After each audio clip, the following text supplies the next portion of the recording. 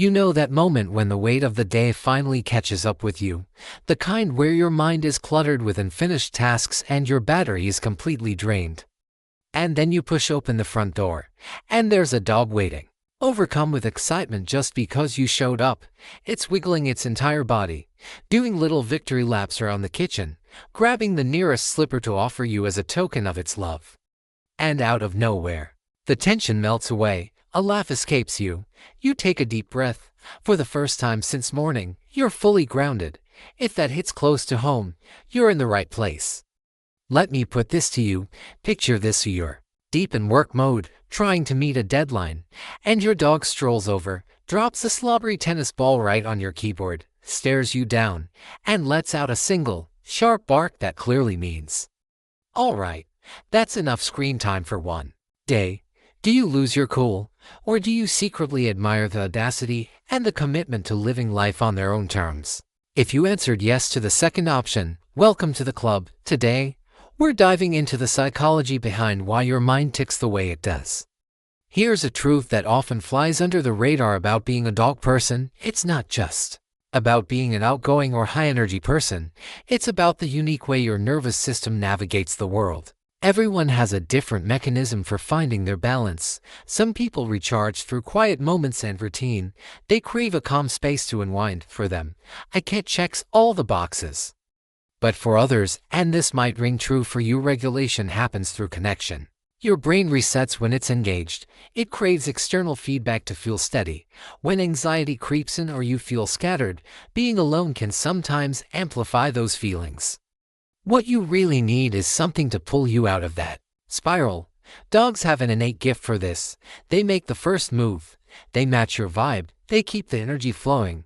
They refuse to let you dwell in sadness when you're feeling low. They don't keep their distance. They nudge their way under your arm and demand to be close. For a nervous system prone to overthinking or feeling stuck, that gentle push to engage with the moment is surprisingly therapeutic. So when someone says, "I love dogs, they just brighten my day," they're not just talking about having a good time, they're describing a form of emotional regulation. Dog people aren't simply drawn to chaos. They're drawn to an environment that keeps them on their toes, gets them moving, and pulls them out of their comfort zone. And when you look at it through that lens, everything starts to make sense. The connection dog people feel goes beyond loyalty.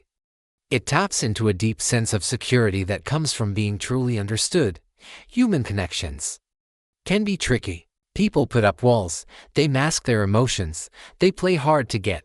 But a dog is an open book. There are no mind games, there's no hidden meaning.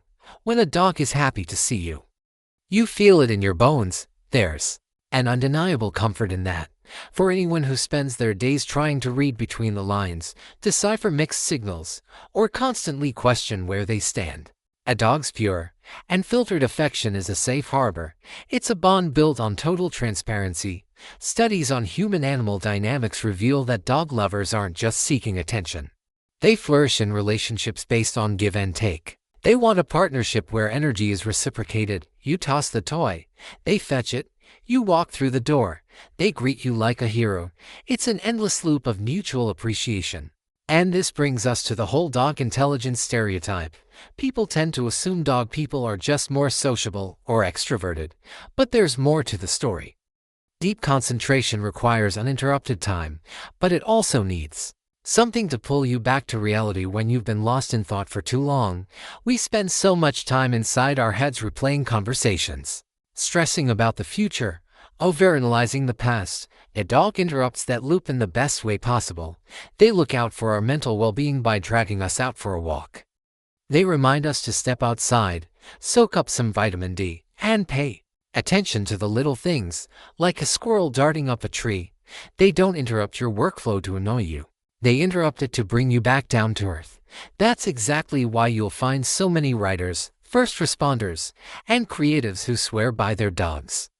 Dogs anchor them to the here and now when their thoughts start to wander. Now, let's unpack that instinct to protect them. Biology plays a role here, too. We look at a puppy and can't help but melt at the baby schema: the oversized paws, the floppy ears, the uncoordinated leaps. It triggers an automatic nurturing Response. But here's where it gets interesting with dogs.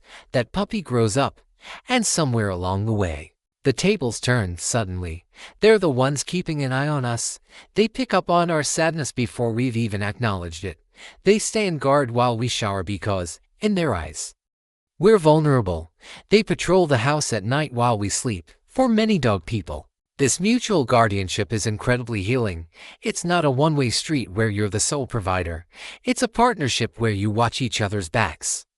If you've ever felt the pressure of having to hold it together for everyone else, having a dog that's got your six without you even asking fills a void you didn't realize was there.